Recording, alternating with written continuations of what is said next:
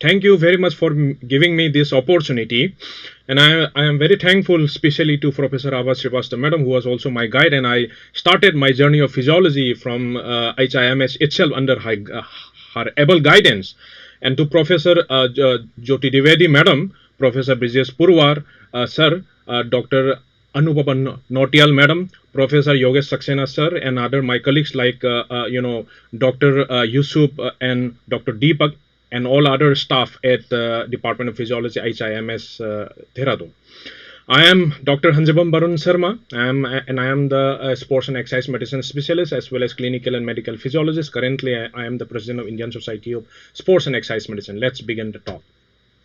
So metabolic fitness and diabetes is extremely important because diabetics itself, type 2, especially type 2 diabetes, is a disease of the lifestyle, and intervention in the lifestyle has to be there, before any kind of the pharmacotherapy or any kind of the surgery is done. So that's why physiological intervention in the form of the lifestyle medicine, in the form of the exercise medicine, in the form of the nutritional medicine, in the form of various other non-pharmacological, the management has to be the foundation of any kind of the non-communicable disease, especially diabetes. And here you can see that we are facing the pandemic of the diabetes, and you can see that up to say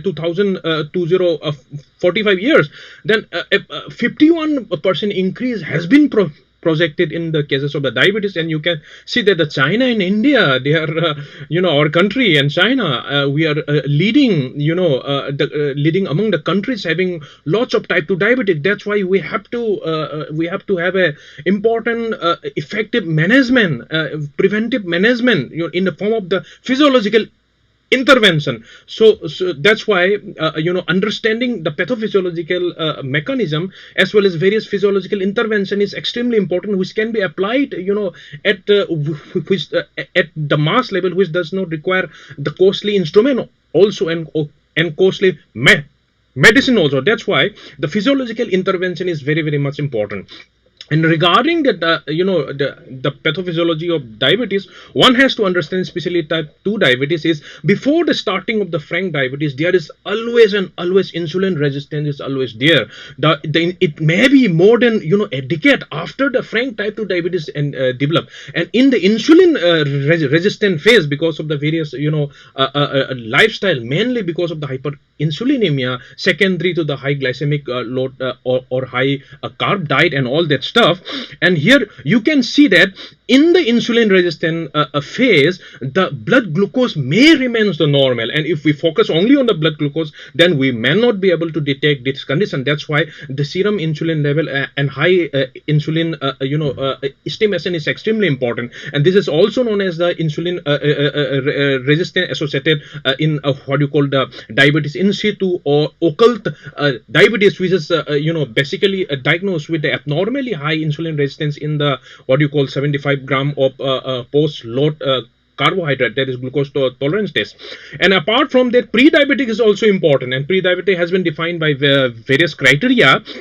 And it is basically just before going into the frank diabetes. And here in diabetes in situ or occult diabetes or pre-diabetic stage, intervention, aggressive intervention in the form of the various physiological clinical physiological intervention is very important. And for that, metabolic fitness concept is extremely important. Metabolic fitness, mitochondrial fitness, metabolic flexibility, and all this thing is important. And what one has to understand that in the recent survey, it was found that 88% of the USA adults were found to be metabolically unfit. And this is just a worrisome data. And these are the different parameters. These are very simple to measure parameters, like for example anthropometric parameters like waist circumference, which is measure the central obesity or fasting glucose, HbA1c, blood pressure, that is systolic and diastolic, triglyceride, HDL, and other thing has been associated, has been used to define the criteria for metabolic fitness in this paper. And as I have already focused, the most important point which one has to understand and one has to measure is always insulin resistance or insulin sensitivity. If you are not able to do insulin sensitivity or rest in the form of HOMA-IR or any other measures, then at least fasting insulin should be done. And this insulin ideally has to be less than 6 micro unit per ml in Indian. The normal, has been described to up to say less than or equal to or less than 17, but one has to understand that the lower the better it is for our metabolic health, and we should target our lifestyle has to be in such a way that we should be having a high insulin sensitivity, and the fasting insulin should be lower, ideally less than 6 microunit per ml. So insulin resistance, diabetes associated with the obesity, and this one has to understand what are the after understanding this pathophysiology, one has to understand how we can tackle the problem by using physiological intervention, and exercise medicine is one of the important clinical physiological intervention which one always has to do.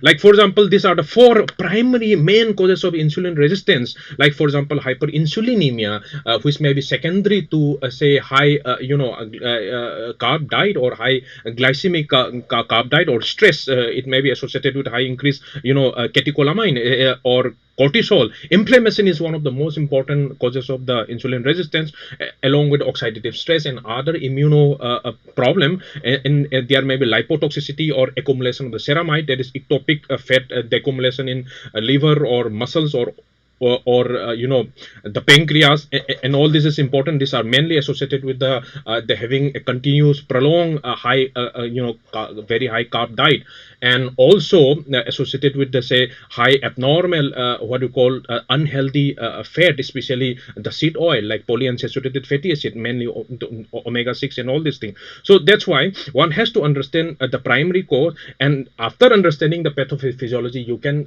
counter that things, and each of the 4 can be targeted by using an effective exercise therapy. That's why exercise therapy is extremely important apart from the nutritional therapy.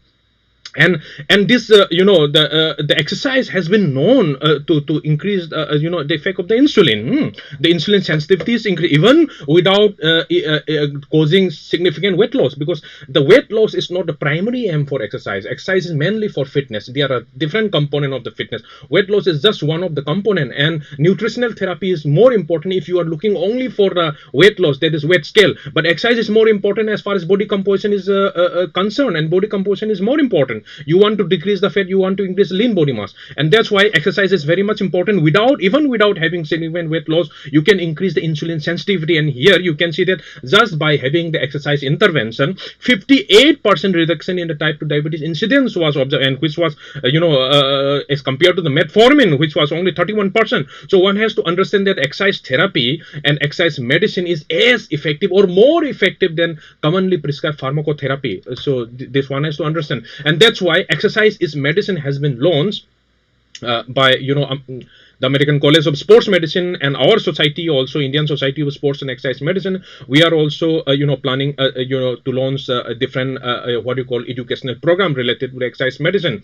And exercise medicine is extremely important, that exercise can have all the beneficial effect throughout the multi-system, multi-organ of the body. It may be related with the say beta cell pancreas. It increases the beta cell function. We already know that. It may be related to the liver with all the the beneficial effect. It may be related to the cardiovascular system, or the lipid part, where it increases the what you call the insulin sensitivity and the musculoskeletal this thing is important, vascular function and all that stuff.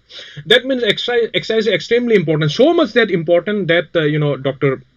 Ronald M. Davis, the past president of the AMA, he said that if we had a pill that contained all the beneficial effect of exercise, then it will be the one of the most widely prescribed in the world. That's why you have to understand that exercise medicine, and after understanding that exercise medicine, you must know how to prescribe it, because each and every medicine has a particular prescription. Like for example, dose, intensity, all this thing. You cannot just prescribe like anything. It has to be individualized. It has to be prescribed by following all the principle of the clinical exercise physiology. So one has to understand the proper way of the prescribing exercise also, so that risk and benefit ratio is maintained, and we want to have the optimum what you call beneficial effect.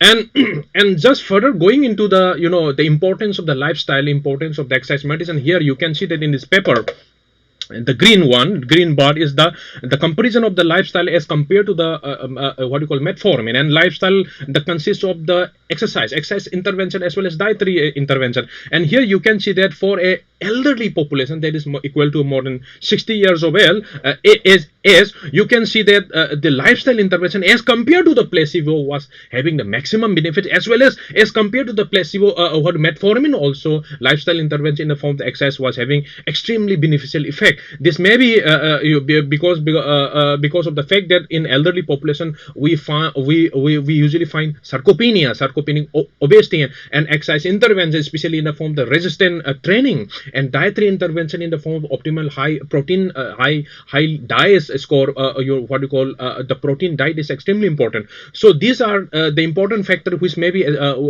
associated with the reduction of the risk of the type 2 diabetes in elderly population. But however, in case of the say middle 25 to 44 years, although as compared to the metformin, the lifestyle intervention was not so effective, but one has to understand that what we require, the point where the most of the complication is associated in elderly population, the lifestyle intervention is extremely important. So much that important that it was found that at least what you call a weight reduction of at least 7%. 7% was achieved in this case by using the lifestyle intervention. And moderate physical activity of the at least 150 per week what prescribed here in this lifestyle the intervention. And this study, you can see that this study was the same subject was followed up for another 15 years, and they have found that lifestyle the intervention was associated with 27% risk reduction in diabetes also, which was in contrast to metformin, which was only 18%. So that's why the overall the lifestyle intervention reduced the type 2 diabetes risk by say up to 58%, and metformin reduced it by 31%. And for every 1 kg, every kg loss by the participant was associated with reduction in diabetic risk by up to 16%. And that's why lifestyle intervention in the form of the lifestyle medicine, in the form of the exercise medicine, in the form of the nutritional medicine, in the form of the stress what we call coping mechanism, stress resilience, in the form of the de-addiction, in the form of having positive social connection, interpersonal relationship is extremely important and can be considered an effective therapy, effective medicine, and has to be prescribed in a proper way. So this is important. Another one is already the people who are already having type 2 diabetes as well as type 1 diabetes. Exercise, the exercise therapy or exercise or simply being a physical activity was associated with reduction in mortality. Mortality reduction was there. Like for example, here you can see that type 2 diabetes. This is a normal glycemic person. This is a type 2 diabetes. There was reduction in mortality. This y-axis is the mortality per 1000, that is 1000 men, and this is the reduction in mortality. And reduction in mortality was more among the type 2 diabetic person or who are having impaired glucose tolerance. And here you can see that similarly in case of the type 1 diabetic also, both male and female, both male and this is a blue, dark blue is the male, and in the light blue is the female. Both male and female, the mortality reduction was achieved, and this reduction was more with more exercise. When intensity dependent reduction was there, which was associated more exercise means more reduction. And the molecular mechanism may be related with various beneficial effect, physiological effect, which are associated with exercise, like diuretic. I've already focused not only for the excess adiposity control or betterment of the body composition, but also for musculoskeletal health, cardiometabolic health. All cause mortality reduction was associated with the not only diabetes but all the complication of diabetes. Cognitive function improvement was there, psychological functioning, sleep, and all that, fitness, and all the parameters are improvement was associated with exercise. And not only with the metformin, the exercise has all the beneficial effect associated with different parameters, and that's why exercise form an important, integral, essential part of any kind of the type 2 diabetic or type 1 diabetic management. And let's talk a little bit about how to tackle the visceral adiposity. That is visceral adipocyte. They are the most, what you call the fat which are associated with the abnormal health effect. And here, the commonly we see that depending upon the side of the deposition of the adipocyte tissue, whether it is deposited in the visceral side, central side, or whether it is deposited mainly in the subcutaneous side, the person can be divided into metabolically healthy obese or metabolically unhealthy obese, or simply toffee, that is thin outside, fat inside. Even if you are thin outside, but if you deposit all the fat in the visceral side, then it is known as toffee, and these are associated with the more complication, more abnormal health the effect. And this is mostly associated with our Indian, South Asian, Indian phenotype. So that means visceral adipocyte reduction is one of the most important, because see, you have to understand, fat is an organ of inflammation, especially visceral fat is an organ of inflammation, whereas skeletal muscle is an organ for longevity. And that's why you want to increase the skeletal muscle mass, but you want to decrease the fat, especially the visceral adipocyte tissue.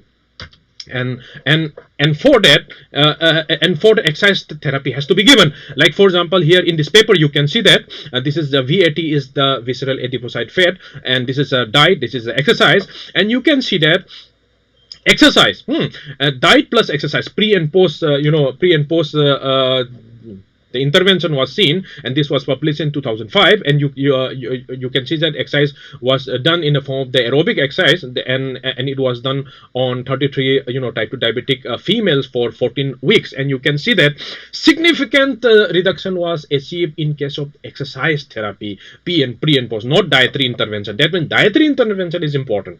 Dietary intervention is important as far as visceral fat reduction is concerned. Absolutely, there should not be any doubt. But exercise is also extremely important, and in this particular paper we find that exercise was more, the exercise was associated with more reduction in visceral adiposity as compared to dietary. There was no statistical difference. And here in this case, if we combine exercise plus diet, then significant reduction was achieved. That's why exercise is extremely important. It may be in the form of the continuous aerobic exercise, or it may be in the form of high intensity interval training, or it may be in the form of resistance training. One has to do the exercise.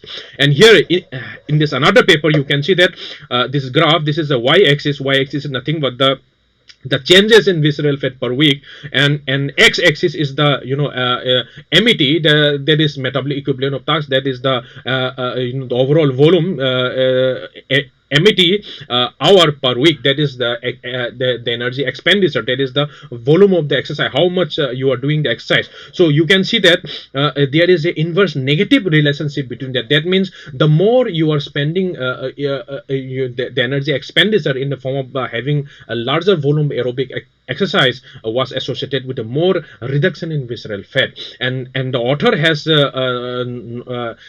reported that at least equal to or more than 10 MET hour per week of exercise volume is important for having a significant visceral fat reduction. And this 10 MET hour per week is mostly corresponding to our moderate exercise to vigorous exercise, which has also been recommended by WHO. Like WHO says that for a general health health improvement for older adult, as well as the middle as adult, at least 150 minutes of moderate aerobic exercise has to be done per week, or it can be increased up to say 300 minutes. And for vigorous exercise, WHO has recommended at least 75 minutes, or it can be increased up to 150 minutes. And the WHO has also recommended that resistance training of moderate to higher intensity resistance training can be done at least two times a week. So these are the recommendation of the WHO which one has to follow.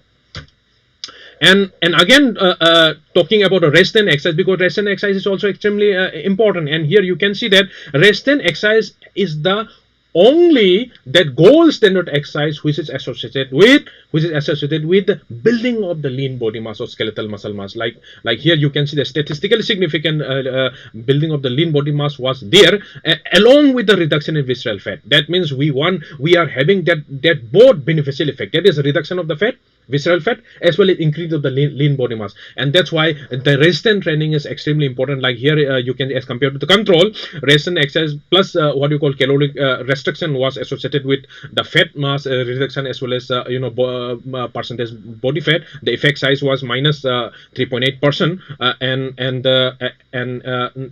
or minus 5.3 kg.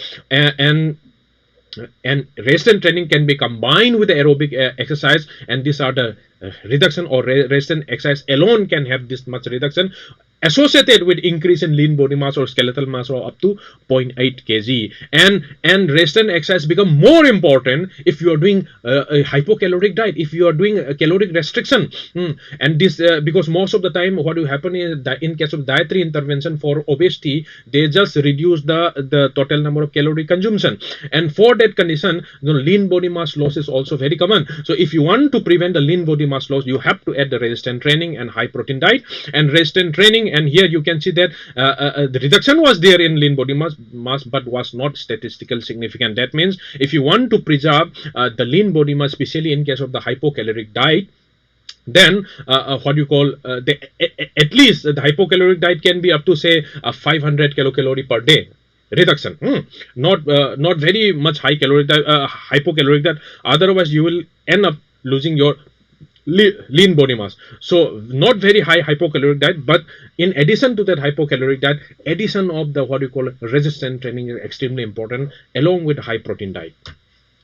Optimal protein diet. And here you can see that in another paper, apart from the resistance training, did high intensity interval training, whether in maybe form of the plyometric exercise, in maybe from the different cycling, it may be in the form of the different other exercise which you can do. Like for example, high intensity interval, what you are going to do, you are doing that a particular exercise for say up to less than 45 seconds, up to 4 minutes at the intensity of vigorous to near maximum, or equal, that is same amount is spent in doing light to moderate exercise, or simply having recovery, or say up to 1 to 6 minutes of recovery after that high intensity. So high intensity interval training, high intensity intermittent training, you can design, and it has been shown to be very much effective as far as visceral fat reduction was concerned, more effective than what sprint interval training. Sprint interval training is also a form of high intensity interval training, but here in this paper they have said that this particular high interval training was similar with the SIT, but it is more beneficial as compared to the aerobic exercise plus resistance exercise, that is traditional continuous continuous type of aerobic exercise, which are mostly moderate to vigorous intense, not very high intensity. So that type of the continuous exercise, if you compare with high intensity interval training, your fat reduction was very, very high, and it was statistically significant, and it was also more as compared to resistance training alone or aerobic training alone. And as far as intensity is concerned, then you want to aim for a higher intensity. The moderate and vigorous intensity was relatively similar, but it was higher as compared to the light intensity. That's why what you want for the visceral fat adipocyte tissue reduction is at least moderate or vigorous intensity of exercise has to be done. And that what type of exercise? The high intensity interval training is preferred, and followed by the aerobic exercise with resistance training. And that's why the author has given the dose for the maximum visceral fat adipocyte tissue is at least 30 to 60 minutes of aerobic exercise in the form of the HIIT, that is high interval training, or along with the, if you can add the resistance training also, it should be done at least 3 times per week for 3 to 4 months. Then there will be a significant reduction in visceral fat. Going again to some of the paper which was published under the guidance of the Professor Ava Srivastava madam. Here you can see that the diversity, how so much diversity associated with obesity, that in this graph you can see that this is the blue is the control, that is healthy male, and the red one is the diabetic male. And here in this study, 40 control and 40 cases, the comparison was done in anthropometric obesity indices, and you can see that significant difference was there as far as the simple anthropometry measure, which indicate a central obesity, like what you call waist circumference, waist hip ratio was there, significantly higher waist hip ratio, waist circumference, waist hip ratio was there, and also percentage body fat, but BMI and body weight was statistically comparable. So that means means what you call central obesity or visceral obesity is more important as far as diabetes is concerned. And along with that, the diabetic person were also having less aerobic fitness in the form of the heart rate recovery to a particular exercise, like for example 6-minute walk test, or VO2 max. The VO2 max was significantly reduced among the type 2 diabetic as compared to the healthy control. And here the more important point which one has to understand, that see, the reduction in VO2 max was there because it may be because of the diabetic process, diabetic per se process, or it may be because of the obesity, because diabetes is associated with the high percentage body fat, high obesity. So how you are going to know that what is contributing to the reduction in what you call the VO2 max? Statistically, at least you can guess. Like for example, here in this study, the statistically after controlling this significantly different obesity parameter, like for example, after controlling the differences of the body fat, after controlling the differences in the waist circumference, after controlling the differences in waist hip ratio, you can see that significant difference was still maintained in case of the VO2 max. What does this mean? This means that over and above the differences in adiposity, aerobic fitness in the form of the VO2 max is extremely important, is in criteria for defining, differentiating, the one who is diabetic from the one who is normal. That's why VO2 max or aerobic fitness or fitness as such is more important, the defining criteria over and above the adipocyte tissue. That means even though who are having obese person, they can have all the beneficial effect of exercise, beneficial effect if you increase your aerobic fitness, or if you increase your fitness by doing exercise intervention, even though you are not able to reduce the body fat. So this one has to understand. And here in the same paper, same data, unpublished data, I have just analyzed it yesterday, and you can see that this is the y-axis. Y-axis is basically a 6-minute walk test divided by 10, and this or VO2 max. That means I want to draw the two this thing in the same scale. That's why I have divided the 6-minute walk distance. That is the distance walk in 6-minute walk test. The distance walk in meter divided by 10, and x-axis is basically the HbA1c percentage. And here you can see that both what you call 6-minute walk distance as well as VO2 max, they are having negative relationship with HbA1c. That means those person who are having poor diabetic control, who are having poor glycemic control in the form of higher HbA1c, they also have lower VO2 max or aerobic fitness, or lower functional aerobic capacity in the form of the 6-minute walk test. And this 6-minute walk test was very popular among the during the COVID time, and because it indicate the severity of the COVID condition also. So 6-minute walk test or VO2 max is another important criteria for defining the risks, or for defining a risk stratification or complication or abnormality among the type 2 diabetics. This one has to under over and above the diversity. That's why focusing on the fitness is extremely important, because the goal, the purpose of exercise is only one thing, that is promotion and maintenance of the physical fitness. That's all. Mental fitness is also included, but more on the physical fitness. And this physical fitness is not only reduction of weight, bathroom scale, not reduction of weight, but it has lots of different components, like for example cardiorespiratory fitness, like we have just seen in the form of VO2 max. Body composition, not your body weight, but body composition, muscular strength, muscular endurance, and what you call the flexibility, or it may be what you call the related with what you call the skill related or sports specific in the form of the agility, coordination, balance, power, reaction time, and speed. All these things. So the exercise in the form of what you call the resistance training for improving the muscular fitness. The aerobic fitness, the aerobic training, in the form of high intensity interval training, or say what continuous training or cycling. All this thing is important for the aerobic fitness, as well as skill and sports related, as well as balance and proprioception and your reflex, and all this the component of the physical fitness can be targeted separately by designing different specific type of the exercise which is specific for that particular physical fitness. That's why exercise prescription is not so easy. Exercise cannot be exercise prescription cannot be a one fit size for all. It has to be different.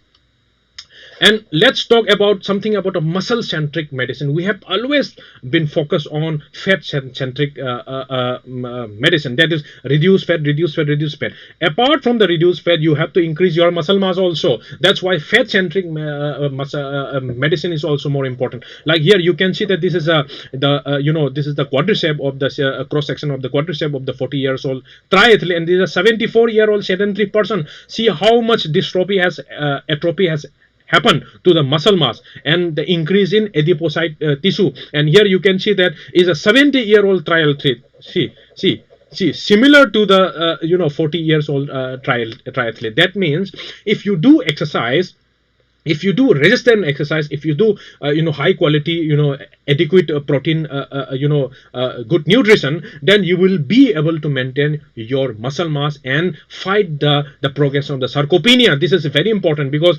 sarcopenia or dynapenia, that is reduction in muscle strength or power. Sarcopenia is a reduction in the muscle mass. It begins around 35 to 40 years of age to everyone, and it becomes detectable around 50 years, and the rate may be 0.8 to 1% per year.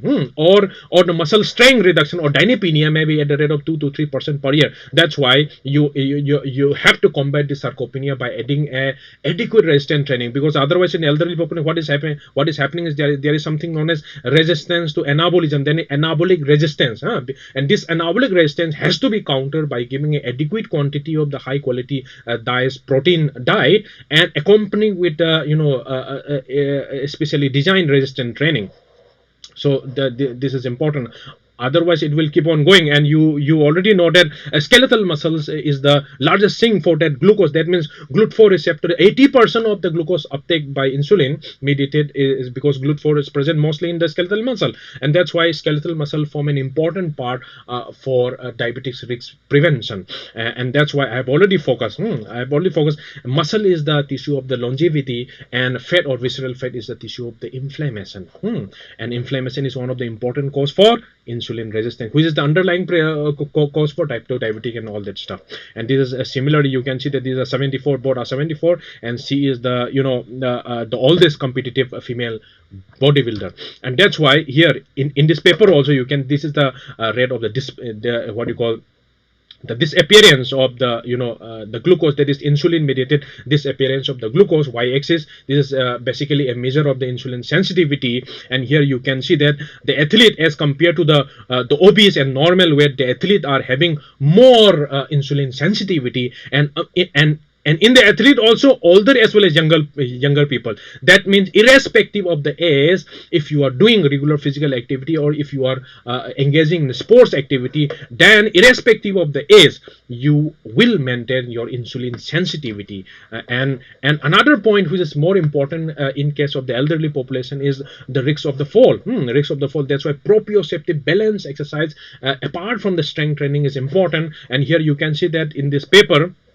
in say 16 type 2 diabetic, 20 along with the 21 control 50 to 70 years, after giving a 6 week of the balance and resistance training, you can see that there was significant statistically significant risk of falling reduction was there. And that's why apart from the aerobic exercise, focus has to be given on resistance training, balance training, proprioceptive training, along with a high adequate quality diverse protein diet. And this is also known as the muscle centric approach to the medicine.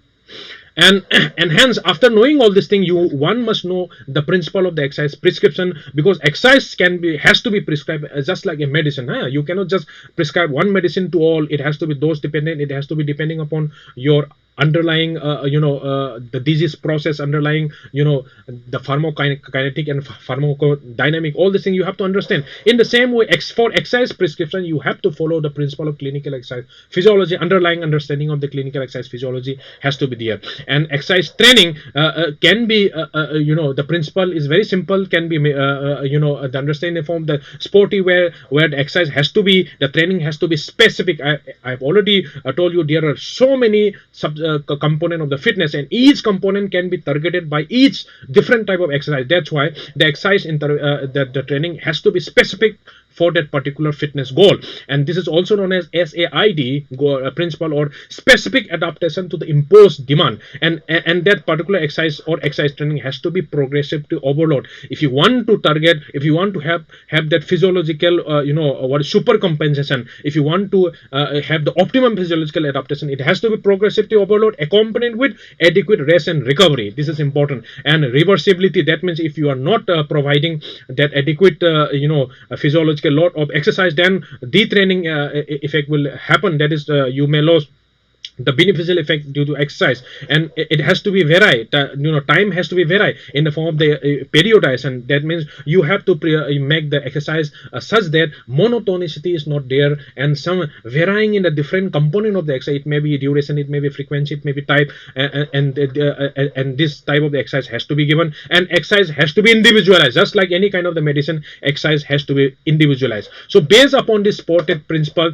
exercise prescription has to be done in the form of the FIT VP, FITT VP. FIT is a frequency, how much frequency you have to give the exercise, intensity, how much intensity you have to give the exercise, time duration, for how much duration, what are the type of exercise you have to give, what is the overall volume. Volume is nothing but the what you call frequency into intensity into duration. That is known as volume. Volume, the amount of the load, the physiological exercise load, it is a volume. And the progression, it has to be progressive. How you have to design the because if you do a particular exercise which is which is at the same type, then what will happen? It may be accompanied with less physiological adaptation, because whatever adaptation will be plateau out, or it may be associated with, say, many of the overuse injuries also. So one has to understand how you are going to change the pattern of the exercise, how you are going to make the exercise progressive, so that the overactivity or overuse injury is not there, but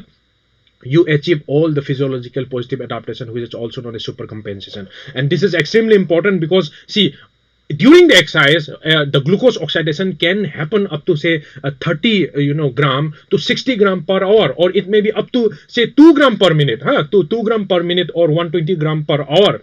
Glucose oxidation can happen. Normally, what is happening at the resting condition, skeletal, more than 70% of your fuel used by skeletal muscle is free fatty acid, mostly free fatty acid, fat. Whereas if you're doing exercise at as an intensity of, say, more than 65% of your VO2 max, then you're dependent on glucose increase. That is, glucose is a primary fuel for that type of the exercise. And during the exercise, muscle uptake of the glucose can increase up to 5 times as compared to the rest during the heavy aerobic exercise. And one has to understand that in a normal individual, say for a 70 kg man, only and only 4 gram, approximately 4 gram, that is 1 teaspoon of glucose is present in the blood. That means so much highly tight regulation of glucose is done by the body. Why? Because glucose has glucose is one of the toxic substances, or what is known as glucotoxicity. And that's why if you eat anything postprandially, what will happen is, for a normal person, that high glucose load has to be decreased within 2 hours. Otherwise, you will become diabetic. Otherwise, that is the definition of diabetes. That's why your body control the glucose in order to avoid the glucotoxicity. And for that, exercise is extremely important. And this exercise prescription, one has to understand the intensity of the exercise. So this is just one of the handwritten form, by when I did my PG there in sports medicine. I have just written this thing, and you can see that exercise intensity can be divided into very light, moderate, vigorous, and near maximum to maximum. It can be divided in the form, it can be prescribed in the form of the percentage of the HR max, that is, heart rate maximum. You have to calculate the heart rate maximum by using 208 minus 0.7 into S in year. Commonly we use 220 minus S, which is wrong, because 220 minus S is not reliable. More reliable is 208 minus 0.7 into S in year. Or you can you give a particular exercise and you can calculate the average peak heart rate, and depending on the percentage of that, you can prescribe the exercise intensity. Like, for example, just remember the number 57, 64, 77, 96, 96. If it is less than 57, then it becomes very light. If it equal to or more than 57 but less than 64, light. Equal to or more than 64 but less than 77, moderate. Equal to or more than 77 but less than 96, it becomes vigorous. Equal to or more than 96, then it becomes near maximum or maximum. In the same way, it can be prescribed in the form of the, say, percentage of RR, that is heart rate reserve. which is nothing but the maximum heart rate minus your resting heart rate, or VO2R, that is VO2 max minus resting VO2. In this way you can remember 30, 40, 60, 90, 90 in the form of the percentage VO2 max. Also you can do, you can remember this values 37, 46, 64, 91, 91. And for similarly also MET, that is metabolic equivalent of tux, you can remember 2, 3, 6, 8.8, 8.8. And for diabetic especially, RP is in very important rating of perceived the exertion. This is based upon 6 to 20 Vogue scale, and here you can see that it can be the exercise intensity can be prescribed by remembering this number 9, 12, 14, 18, 18, 9, 12, 14, 18, 18. If it is equal to or less than 9, then it becomes very light. If it is more than 9 but less than 12, it becomes light. If it is more than equal to or more than 12 but less than 14, moderate. Equal to more than 14, less than 18, vigorous. Equal to more than 18, it becomes near maximum. So in this way, especially for diabetes, because of the presence of the autonomic neuropathy, you cannot rely on your heart rate. Heart rate based exercise prescription among types of diabetes, the diabetes who are having diabetes for a long time, or you cannot rely on the VO2 max kinetics. That's why RPE, or rating of perceived exertion, is important in case of diabetes. For resistance training also, one has to understand the 1 RM, that is one repetition maximum, that is the maximum amount of the weight which I am able to lift only one time, maintaining all the form. That is, suppose if I am able to lift only 100 kg, 100 kg, then 100 kg is my 1 RM. Depending upon a percentage of that 1 RM, I can prescribe the exercise. Like for example, if my 1 RM 70, if I exercise lifting less than 30 kg, then it become very light. So just remember this number 30, 50, 70, 85, 85. So in this way, exercise training has to be given by maintaining all the by maintaining and following the principle of the exercise prescription, which are based on the principle of clinical exercise physiology. And what type of exercise you have to give the exercise. It has to be resistant exercise. I have already focused on what type of resistant exercise. It may be resistant, it may be flexibility exercise is important, and also balance and proprioceptive exercise, especially for elderly population. Like for example, these are the different type of the aerobic, jogging, swimming, cycling, and all that stuff. And these are the anaerobic exercise along with the strength training. Like for example, these are a different weight based calisthenic or machine based what you call the strengthening exercise can be done. It may be flexibility, doing simple stretching, or doing the traditional exercise like tai chi, yoga, and all that stuff is can be done. And apart from the different type of exercise, exercise is a structured physical activity. Exercise is a structured physical activity with the aim to improve or maintain your physical fitness. So every other physical activity which are not structured is also important. They are not exercise, but they are important. So increase your spontaneous physical activity. It may be non-exercise thermogenic activity, or it may be non-exercise physical activity, leisure time physical activity. You have to increase that, and you have to reduce the sedentary time. That is, sedentary physiology is different from exercise physiology. They have independent effect of one another, and that's why increase in physical activity, decrease in sedentary activity is important, with the breaking of the sedentary time for every say 20 to 30 minutes or so. And 150 minutes of exercise has been prescribed, equal to more than moderate aerobic exercise has been prescribed by WHO. And all this thing I have already focused. And 150 can look like this. For example, 30 minutes of exercise on elliptical machine based, like 30 minutes of the bicycle, say what you call 50 minutes of the playing soccer, or 30 minutes of the bricks walking, and 15 minutes of the stair climbing, or 10 minutes of the vacuuming. All these things you can easily do. And with the advances in the technology, the merging of the digital technology for exercise, like for example, this is the heart rate monitor or exercise intensity monitor, with the digital equipment which are used for control of the diabetes, like for example, the continuous glucose monitoring device, or what you call the automatic insulin pump, or automatic insulin delivery device. So all this merging is important. Unfortunately, technology such merging is not present at present currently, but in the future there may be merging of these two separate technology, the exercise exercise physiology technology and diabetic technology, and merging it, and it will create for a effective what you call drug delivery or effective monitoring of what you call the glucose or what you call the possible complication during the physical activity, especially for type 2, type 1 and type 2 diabetic. Like for example, this blood glucose monitoring, continuous blood glucose monitoring has been used by different player. This is Eliud Kipchoge. He is one of the best finest long distance runner, and he is using this sensor because hypoglycemia during the exercise is known to interfere with exercise performance. So since we are already using exercise physiologists are already using, we can merge this technology with exercise monitoring and what you call the drug delivery system, digital delivery system, and we can have an effective the monitoring as well as the what you call maintenance of the optimum effect of exercise for type 1 and type 2 diabetic. So these are the easily the available equipment which are affordable, easy to use. You can use this different to just to monitor your physical activity, your what you call the intensity of activity. It will help the patient for maintenance or their the activity prescribed activity goals. But the problem is accuracy. They may or may not be accurate. So there is one big question on the accuracy. Many different studies are going on, and improvement will be there. And this integration of this exercise device, digital exercise device, with diabetic management system is limited at present. But in future work are going on. So, and suppose if you don't have this such technology in order to indicate the exercise intensity, what you are going to do? Simple, use a talk test. Talk test is one of the commonly used, not so accurate, but commonly used guiding principle for one grading of the exercise intensity. Like for example, if you are able to sing. If you are able to sing and if you are able to talk, that means you are doing exercise which is very what you call mild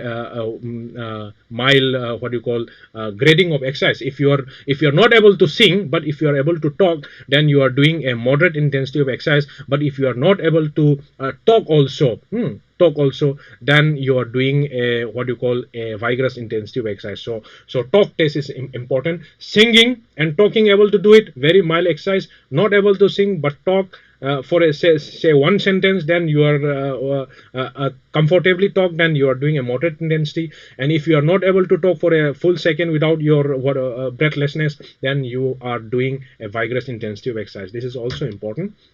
And like I've already told you, exercise, the positive effect of exercise and the negative effect of exercise has to be balanced. So this balance, is extremely important, because the positive effect of exercise is there are lots of positive effect of exercise, and in the form of exercise medicine, prevention, management of complication, health, fitness, and metabolic fitness, all these things. But the double S sort, there are lots of musculoskeletal injuries which are associated with diabetic. You have to be very, very careful. Cardiovascular complication may be there because of the underlying heart disease. Silent ischemia may happen in prolonged type 2 diabetic patient. Hypoglycemia and hypoglycemic awareness may also be there. Hyperglycemia can also happen in type 1 certain type 1 diabetes, and it may go into ketoacidosis also, cardiac complication, retinal bleeding, and lots of other changes in the BP and all that stuff, increased risk of foot ulcer and all that, or problem in a thermoregulation, dehydration, and all this thing one has to understand, and the challenge has to be accepted and in a scientific way by the community of exercise physiologists and sports and exercise medicine doctors. So one has to understand that certain musculoskeletal conditions are very, very common in case of the diabetic person. Like for example, frozen shoulder is common in case of diabetic. Limited joint mobility is there. That's why flexibility, balance, flexibility exercise has to be done. Duodenal contraction, carpal tunnel syndrome, flexor synovitis, or whether it may be diffuse idiopathic skeletal musculoskeletal hyperosteosis. All these condition, musculoskeletal condition, are commonly seen during the diabetic population, and you have to understand this thing while prescribing your exercise. That's why it is never go too much too soon. Too much too soon are associated with increased injury and illness. Always start low and go slow with an individualized approach. So this one has to follow the principle. And the exercise and the beneficial of exercise is such that in case of the different musculoskeletal neuro problem, exercise can be used as a therapy also. I have already described regarding the importance of the exercise medicine. And one of the mechanism is mechanotransduction. Mechanotransduction is the molecular mechanism for the effective exercise, because the exercise can increase the sliding of the, like for example here, if you do the exercise, eccentric exercise of the calf muscle, here the sliding of the ligament collagen, sliding of the collagen may be there, which will increase the intercellular communication via the gap junction, and this may lead to the what you call communication with the nucleus and upregulation of the protein synthesis, and hence there will be more tissue repair and regeneration. That's why exercise can be used for different musculoskeletal, chronic musculoskeletal degenerative condition, especially like tendinopathy, fasciopathy, like for example Alfredson-Hillthrop protocol. You can use, like for example Copenhagen adductor exercise can be like for example decline, what do you call the decline squatting for patellar tendinopathy, or like for example what do you call the hamstring for tendinopathy. You can use the different type of the eccentric hamstring exercise. And not only for what you call not only for musculoskeletal condition, for nerve also, for nerve irritation also, you can use different type of exercise, like simply what you call neural stretching, flossing, slider, tensioner. This can be used for upper limb as well as lower limb. Like for example upper limb, this is basically done for the radial nerve. This is and this is the what you call the median nerve. But this is the median nerve. You can release the tension, and this is the ulnar nerve. So median, ulnar and radial nerve issue can be addressed by using different neural stretching technique, as well as sciatic nerve, what you call stretching can be done, lower limb stretching, slump stretching, and all that stuff can be done in order to relieve that irritability. That's why exercise form an important component. But one has to understand that there are lots of challenges with exercise. I have already focused, there are some challenges, but depending upon the type of the exercise, especially in case of the type 1 diabetic, the response to the blood glucose response, understanding blood glucose response to exercise is important. Like for example, it may be depend upon type and mode of the exercise, intensity, duration, timing, and all the training status, whether the regularly training or a highly sedentary person doing exercise for the first time. So the blood glucose level may different. It may be environment like heat, cold, humidity, altitude, that is in by stress and environment. Then your what do you call the stress level will be more,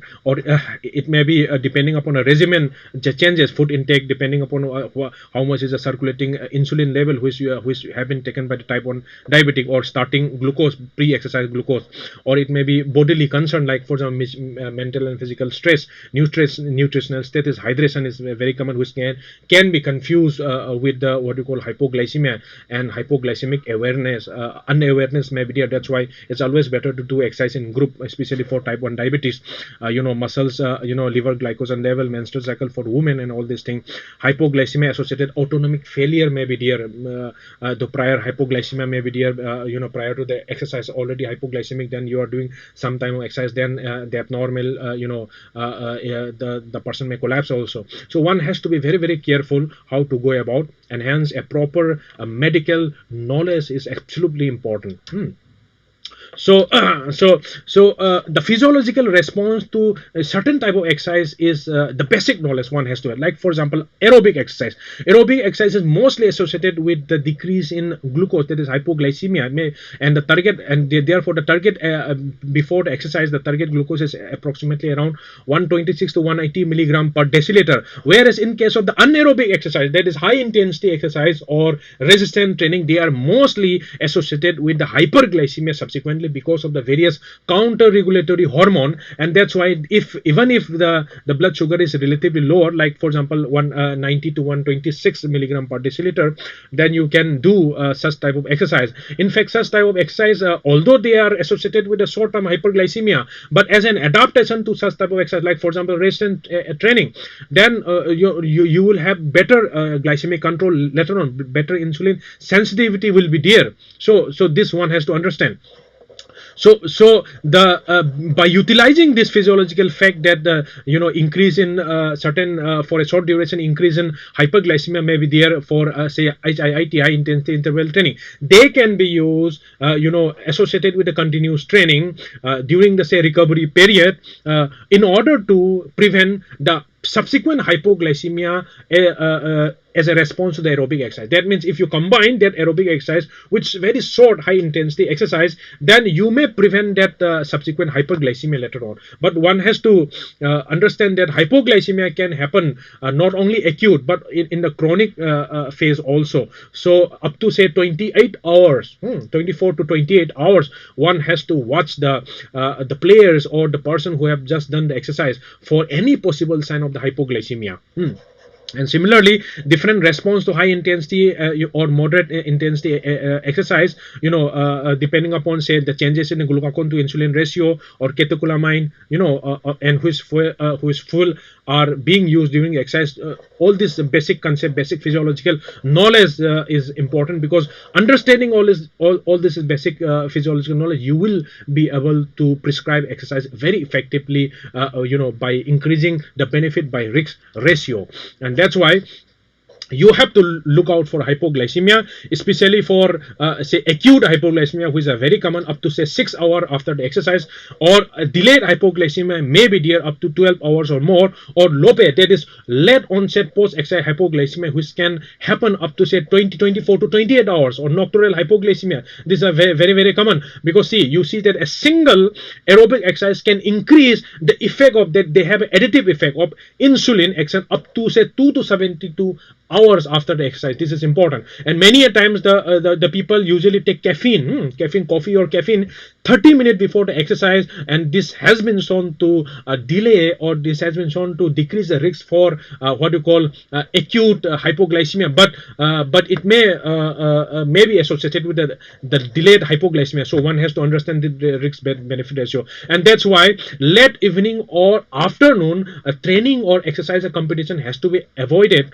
if you want to avoid the nocturnal hypoglycemia in case of type 1 or type 2 diabetic. And a complex carbohydrate can be taken before the sleep, or adjustment in dose of the insulin dose or any other insulin secretagogues, the oral hypoglycemic drugs has to be done in order to avoid that the hypoglycemia. And hyperglycemia is also important. Like I've already told you, a brief intense physical activity can increase blood sugar, and if in case of the high risk people like type 1 diabetic, who are already having the blood sugar of say more than 200 to 250 milligram per deciliter before the start of exercise, if there is presence of the ketone body, then ketoacidosis risk is very high. That's why no exercise should be done when this blood level of the glucose is like this pre-exercise. And similarly, if the blood flow is more than 300 milligram per deciliter, do not do exercise, irrespective of whether ketone is present or not. That's why a preferred exercise, pre-exercise blood sugar is always 120 to 180 milligram per deciliter, and all the doses and all the modification has to be done.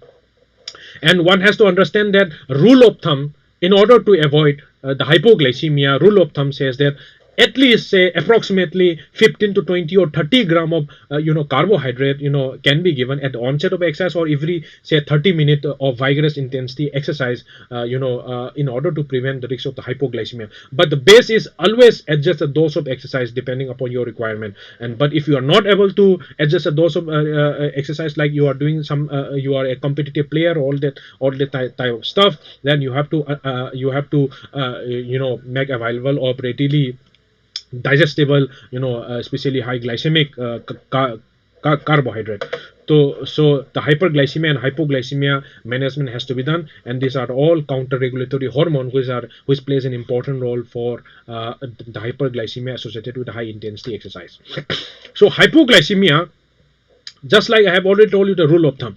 So different the society has published different guidelines regarding how much you have to get. Like for example, if you are doing a low intensity exercise for half an hour, then there is no need to eat food if your blood glucose is more than 100 milligram per deciliter. But it is less than 100 milligram, it's always better to take 10 gram of carbohydrate. If you are doing moderate intensity exercise, say for 1 hour, then you can take what you call the food.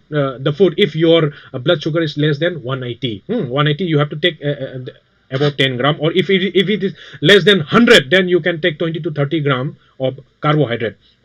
But if it is more than 180 milligram per deciliter, then it is advisable not to take any kind of the what you call the carbohydrate. In case of the strenuous activity for 1 to 2 hours, then you can take what you call the carbohydrate intake up to 300 milligram per deciliter. That is 15 gram of carbohydrate can be taken. For varying intensity of exercise for a longer duration, say half an hour to 1 day, then depending upon the requirement, you can take the what you call the carb that may be before, during, or after activity. It may be say 10 to 50 gram of carb can be taken per hour in the form diluted fruit juice and all that stuff. But the most important point, I have already told you, if the blood sugar is more than 200 to 250 plus ketone is present in the urine, do not do exercise. It is better to avoid the exercise.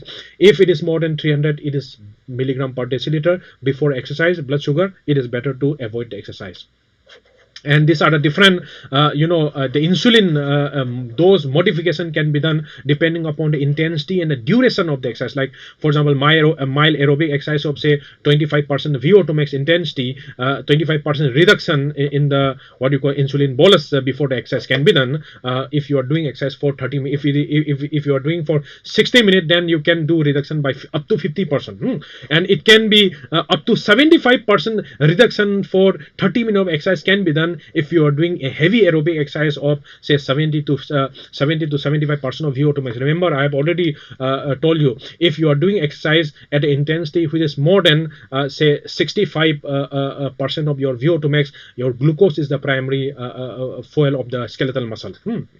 So that's why the insulin doses adjustment can be done depending upon intensity as well as duration of the exercise. And this is the general guideline for prescribing exercise. The recommendation guideline is similar. Like I've already told you, it has been prescribed by different society. 150 at least, it is at least minimum 150 minute per week of moderate intensity aerobic exercise one has to do. It can be increased up to 300, that is 150 to 300 minute per week of moderate intensity. How about higher intensity, vigorous intensity? You can do, depending upon your fitness level, you can do 75 to 150 minute of per week of vigorous intensity exercise you can do, or combination 75 to 150 minute of different combination of vigorous and moderate intensity exercise per week you can do. For strength training, at least twice a day of strength training has to be done, and it has to be from moderate to higher intensity, depending upon the fitness level. And flexibility, it has to be added. And that's why the aerobic exercise for a frequency, this is based upon a FIT principle, FITT. F is a frequency, at least 3 to 7 days per week can be given for aerobic exercise. For resistance, at least twice a day, and these 2 days has to be non-consecutive days. Preferably 3 days can be done for resistance training. Flexibility equal to or more than 3 days per week can be done. These are a different intensity. I've already described you how intensity the grading of exercise can be done. Like for example, aerobic intensity can be done at intensity 11 to 12 RP, that is Borg scale, rating to perceived exertion. And it can be increased up to say 14 to 17 RPE. Or if you want the exercise intensity in the form of the VO2R, that is VO2 max reserve, that is VO2 max minus resting VO2, that is known as VO2R, then 40 to 59% of VO2R you can start, and you can slowly build up to say 60 to 89%. Similarly, for resistance, you can start from 50 to 69% of your 1 RM. It can be increased up to say 70 to 85 depending upon your progression. And the flexibility has to be done up to the point of tightness, never to the point of pain. This one has to understand. A slight discomfort is allowed, but pain is not allowed. For this is the what we call FIT, and this is the time of the, or duration of the exercise. Like for example, I've already told you, for type 1 and a type 2 diabetic, 150-minute, at least 150-minute per week of moderate intensity exercise can be done, or what you call 75 minute per 75 minute per week of vigorous intensity exercise, or combination can be done for type 1 and type 2 diabetic. And for type 2 diabetic, you can easily increase the intensity, the vigorous intensity exercise, up to say 150 minutes per week, and or more. And for in case of the resistance exercise, you can always do resistance exercise, say of 8 to 10 exercises, and this exercise has to incorporate the all the major muscle group of the body. You can do say 1 to 3 set, and each set can comprise of 10 to 15 repetition, and that repetition can be done up to say failure or fatigue per set. And you can slowly progress into a heavier weight, and this heavier weight can be done in 1 to 3 set, for 8 to 10 repetition per set. So these are the technical term. So this one has to understand. That means one set consists of how much? 10 to 15 repetition, one set. And such set, 3 such set can be done for how much exercise? 8 to 10 different type of exercise, comprising different body, different muscle group of the body. There are at least 6 muscle, like for example, the upper limb and a thorax, back, and the tricep, back and neck can be done, lower limb exercise. So all these things you can do.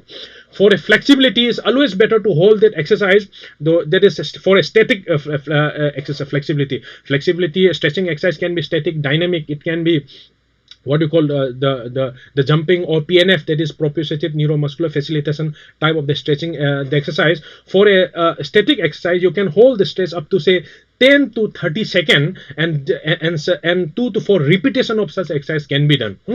And this can be, flexibility can be static, dynamic, or PNF, or the resistance exercise can be machine based or free weight, or the aerobic exercise can be cycling, swimming, and all that stuff. So these are the basic the protocol for exercise prescription in case of diabetics, and you can always modify depending upon your requirement. But one has to understand that exercise, like I've already told you, exercise is associated with lots of the problem also. So you have to be very open to such problem, and certain precaution has to be done. Like for example, cardiovascular system are diseases are very much associated with type 2 diabetes, and in such a cases it is always recommended to do cardiovascular assessment for say a patient with the autonomic neuropathy and all that type of problem. For in case of the peripheral neuropathy, it's always better to avoid what you call weight bearing exercise, which may affect your active foot disease and severe in case of the severe neuropathy. So these things, for example, in case of the retinopathy, it's always advisable to avoid a vigorous exercise. Any exercise which may increase your systolic blood pressure to say more than or equal to or more than 170 millimeter of mercury, you have to avoid. Or you have to avoid your lifting weight with, especially with a Valsalva maneuver. So high intensity exercise, high load resistance exercise, especially with a Valsalva maneuver, or any type of exercise which increase your blood pressure, you have to avoid in case of the retinopathy, or recently if you have done some laser surgery and all that stuff. This is important. For peripheral neuropathy, so what type of exercise you have to prescribe depends. For example, for peripheral neuropathy, you can do upper limb exercise, you can do certain exercise which are aquatic based exercise, which are non weight bearing, like cycling and all this thing. So depending upon a requirement, you can do. For nephropathy also same thing. Like suppose if you are having say microalbuminuria or proteinuria, then it's always better to do some type of cardiovascular assessment, as well as stress testing can be done before prescribing an exercise program, which is especially for a vigorous intensity of the exercise. And blood sugar monitoring, I have already focused you. We can go either on into hyperglycemia or hypoglycemia.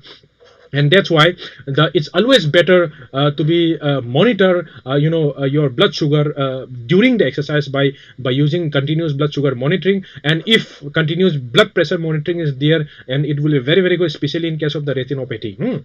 So that's why exercise has to be avoided without any sugar uptake if your blood sugar is less than 100, like already focused.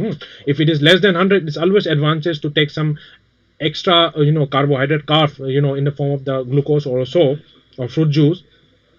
And it is always better to avoid exercise if the blood sugar is very high, because of the risk of ketoacidosis, especially in case of type 1 diabetic.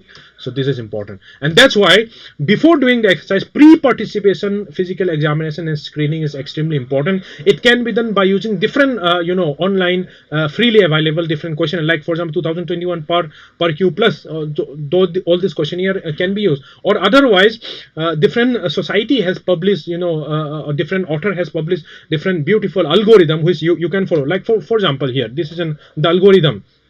See, if a person has not participated in any kind of regular exercise, then depending upon the presence of the cardiovascular, metabolic or renal disease, you may or may not, medical clearance may or may not be required. Like for example, if there is no disease, no sign of this thing, then medical clearance is not required even for a vigorous intensity of exercise. That means you can increase the it always has to be increased from light to moderate, and depending upon a different guideline, you can slowly increase the intensity, but medical clearance is not required. Medical clearance is required only and only if you are having a known, what you call, the cardiovascular problem or metabolic, like type 2 diabetes, like renal disease there. Even if asymptomatic patient who are having all these abnormalities and who have not done participate in any kind of the regular physical activity, then you have to do medical clearance. You have to do medical clearance. Medical clearance can be done, and after medical clearance you can start light to moderate exercise, and it can progress very slowly depending upon the clinical physiological principle.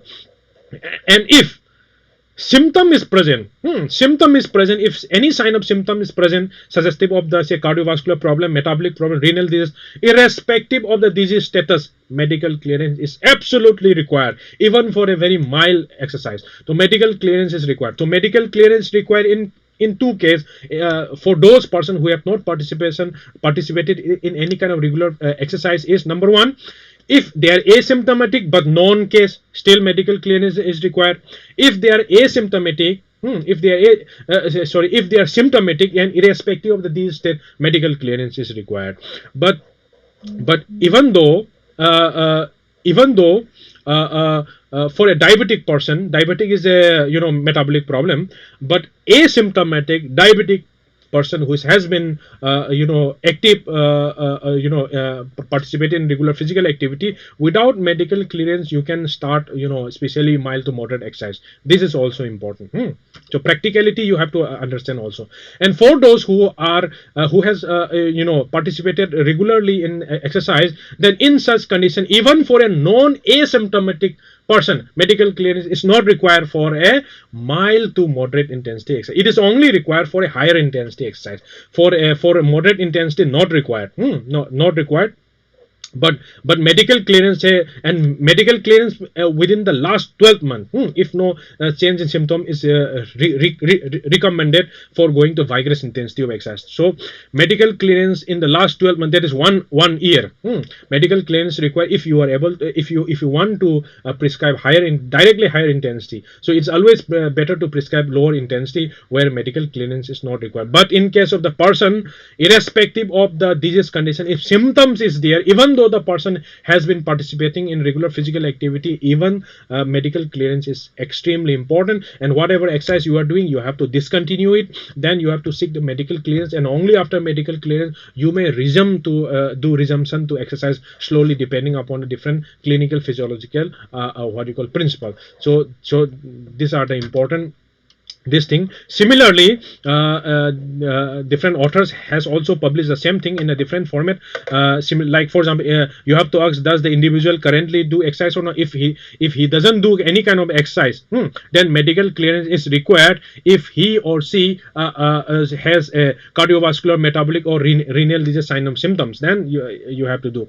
If there is no such symptom, then depending upon what you call no medical clearance is required. Especially in this case, no medical clearance required if even though he or she doesn't participate in any kind of activity, and he doesn't have any kind of what you call metabolic or any kind of problem, then no medical clearance is required. For a person who has been regularly doing exercise here, then depending upon whether he or she has symptom of different cardiovascular and renal and all that stuff, depending upon that you can proceed. Like for example, if he or she doesn't have any kind of the symptoms, then medical clearance may not be required. Like for example, here is no symptoms, then medical clearance not required. Similarly, if the symptom is there, then depending upon the intensity, depending upon all these things, medical clearance may be required. Like for example, does sign and symptoms of a disease, or so if he or she in non-case but no current, no asymptomatic. If symptom is present, this one. If symptom is present, if this one. If symptom is present, then medical clearance is absolutely required. Medical clearance required.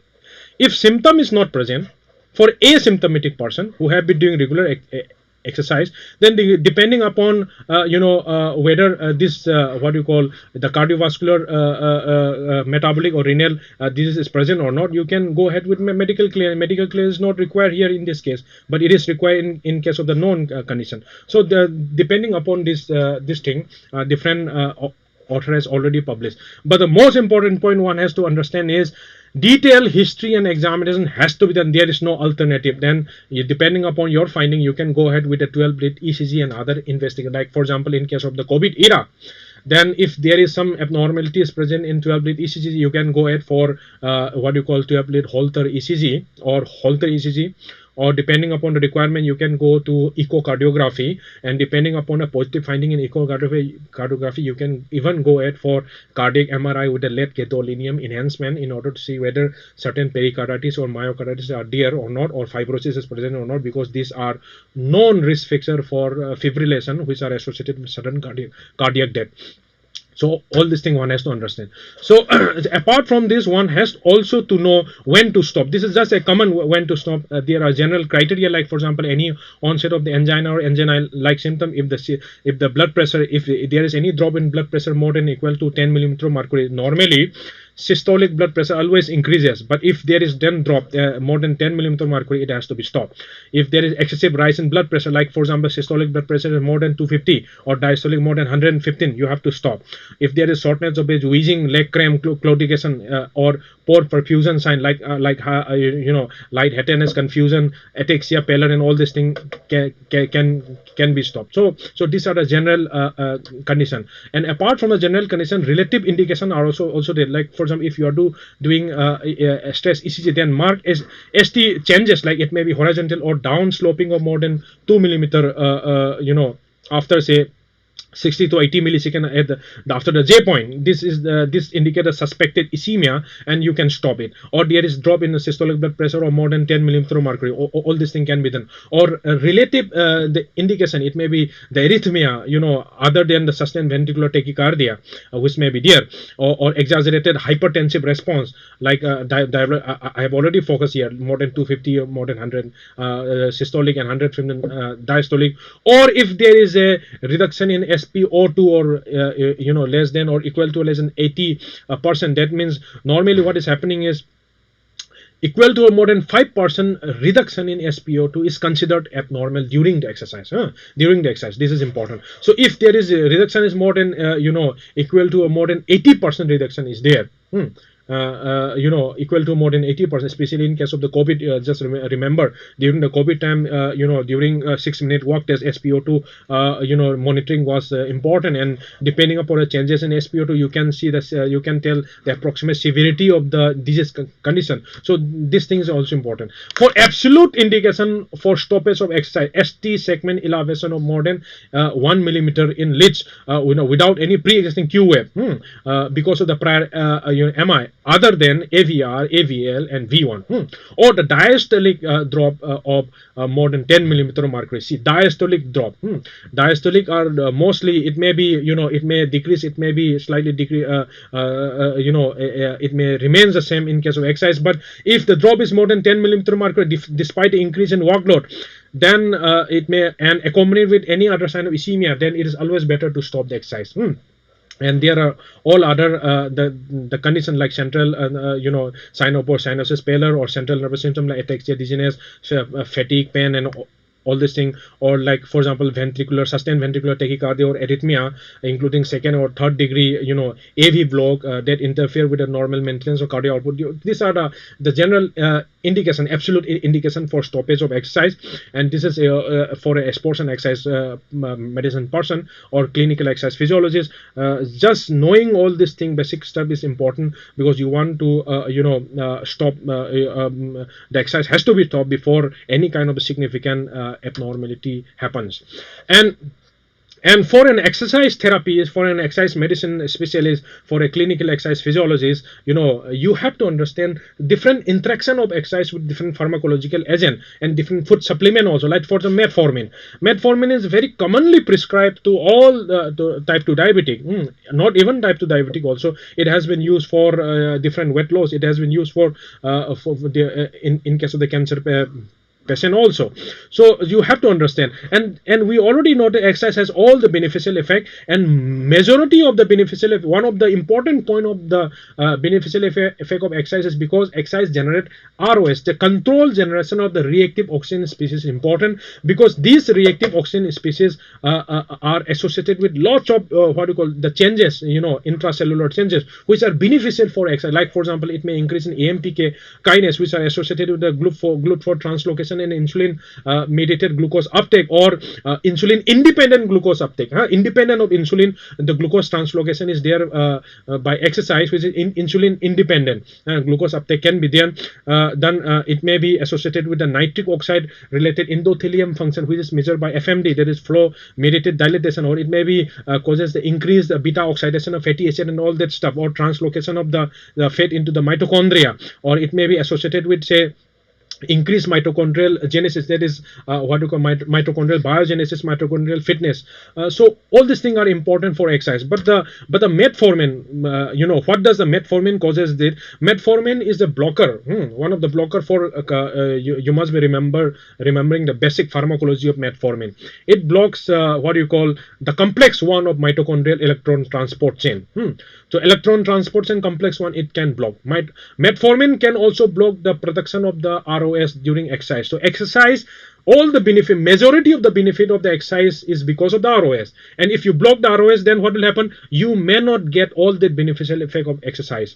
So metformin theoretically can interfere with the beneficial effect of exercise, whether it is related with the what you call the insulin glucose uptake by the exercising muscle, that is rate of the glucose disappearance, whether it may be associated with the endothelium function because of the nitric oxide, whether it may be associated with the free fatty acid, what you call decreased fat deposition in the liver, or fatty acid oxidation, or whether it may be associated with the mitochondrial biogenesis. So metformin can have this effect. So this is important. That's why a single metformin, if you see metformin alone, it may have various similar beneficial effect to exercise.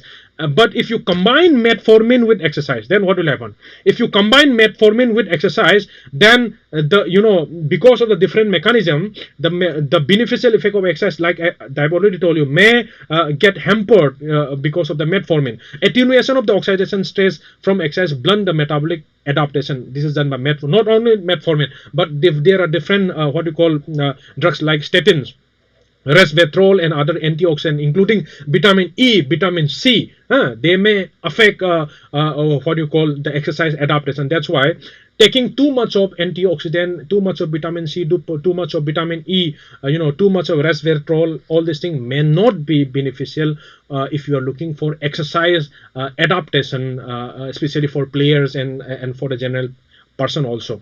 Like for example, if you see the weight loss made for no problem, the increase what you call the weight loss is there because exercise doesn't have not so effect on weight loss, but this is by combining with the metformin, weight loss may be there. But VO2 max, because of the metformin may decrease the VO2 max. I have already told you metformin has interfered with the complex 1 of the mitochondrial electron transport chain, and that's why the maximum oxygen uptake by the mitochondria may be affected by the metformin negatively, and that's why VO2 peak may decrease in metformin, or it may remain the same. But if you combine the exercise with metformin, what will happen? It may increase or decrease. That means there is a possibility that you may not achieve the mitochondrial fitness may be hampered if you use metformin with exercise. Similarly, fasting blood sugar, it may decrease or it may remain the same in case of the metformin. Postprandial HbA1c, it may remain the same. That means if you use metformin alone, beneficial effect in HbA1c. If you use exercise alone, but beneficial effect is there. But if you combine, then some you may not get that beneficial effect also because of the interaction. So this one has to understand. And fasting and exercise fat use, fat use may be increase or remains the same. Exercise increases, but metformin because of this electron transport chain mitochondrial problem interference, the fatty acid oxidation may be hampered by the metformin. Many papers have reported that. But exercise will increase it, especially aerobic exercise, mild to moderate the aerobic exercise of less than 65% of your VO2 max intensity. But if you combine metformin with exercise, then what will happen? The beneficial effect of utilization of the free fatty acid may be hampered because of the metformin. And insulin stimulated glucose uptake can be increased with the metformin, but it may remain the same. It may not have any kind of the effect, that beneficial effect of the exercise. For carb uptake, that is what you call glucose, insulin sensitivity, may be hampered by the metformin. That means the metformin individually can increase the insulin sensitivity. Everybody knows that exercise has an important effect of insulin sensitivity, but if you combine metformin with exercise, then your insulin stimulated glucose uptake may be hampered. So this thing one has to understand for exercise professional. This is the rate of appearance of the glucose. It may be increased or remains the same with metformin with exercise. Whereas the what you call the insulin stimulated, same thing here. Insulin stimulated, this appearance of the glucose, that is utilization of the glucose, it may be hampered. It may be hampered. For example, blood pressure. Blood pressure reduction is there. Beneficial effect is there with exercise and metformin either. But when combined, it may not be there. Cholesterol and triglyceride reduction is there. Free fatty acid, it may be increased. See, free fatty acid level was decreased by metformin normally. It can be increased or decreased depending upon the intensity and type of the exercise in exercise. But if you combine metformin with exercise, then free fatty acid level may increase or remain the same. So the normally what is happening is exercise causes reduction of the fat which is deposited in the liver or any kind of the ectopic fat. Now that ectopic fat in the liver reduction by exercise is hampered by the metformin, and this is associated with the increased free fatty acid. When metformin and exercise is combined, so increased free fatty acid may be there. Increased free fatty acid may be there, which may be associated with reduction or hampering the liver fat reduction by the exercise. So, and for example, inflammation may be measured in the form C-reactive protein, leptin, or IL-10 or fibrinogen. This thing, and inflammation, may or may not be decreased when you combine exercise with metformin, because individually both decreases, but when you combine with metformin, your inflammation, because chronic low-grade inflammation has been considered one of the leading cause for so many diseases. Not only so many diseases for non-communicable diseases like for the diabetes, even cancer, and all these things. And if you are combine exercise with metformin, that inflammation reduction may not be there. And vascular function, data is not known. AMPK kinase, metformin, and if you combine, because AMPK kinase is important. Metformin has an effect on AMPK kinase. It increases the AMPK kinase, and this AMPK kinase is important for what you call the glucose uptake.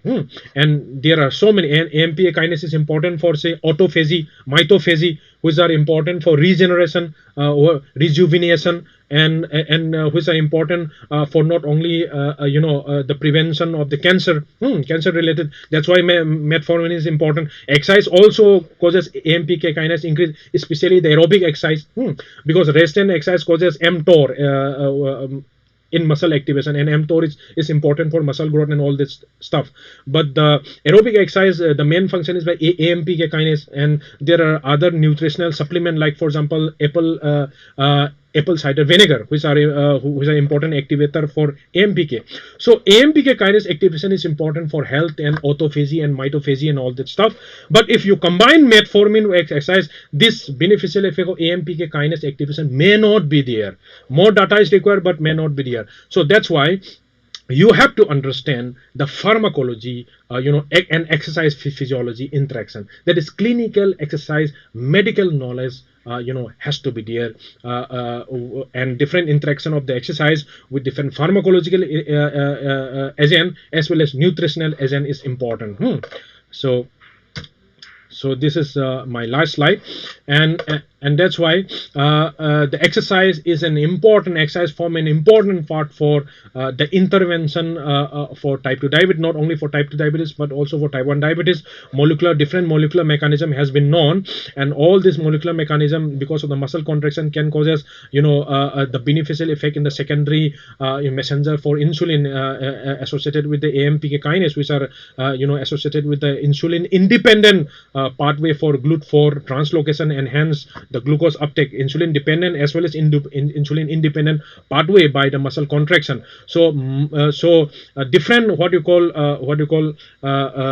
molecular mechanism is there for exercise, not only for aerobic exercise but also for resistance exercise, where you can find out because of the increased lean body mass, increased muscle mass is there, increased SING is there. Because see, resistance training is mostly associated with increase in lean muscle mass, and lean muscle mass is important for uptake for storage of the glucose as a glycogen. That is uptake of the glucose by the muscle. And aerobic exercise is mostly associated with the increased insulin sensitivity. So aerobic exercise increase insulin sensitivity, resistant exercise for muscle dependent glucose uptake and storage in the form of glycogen. That is more muscle glucose thing is there. So the physical activity is extremely important, not only for insulin sensitivity, for endothelium function, oxidative stress reduction, mortality reduction, morbidity reduction, all these things with the fitness, weight, not only for weight control but musculoskeletal, cardiometabolic health and all that, and also for the cognitive impulse, cognitive improvement. So physical activity is extremely important. Lots of data are there, and that's why we always has to focus on physical activity and exercise and all the positive lifestyle, because this will lead to the positive physiological adaptation, and which will ultimately lead to the performance, fitness and health, not only for sports performance but also for human performance, health and fitness. Thank you very much.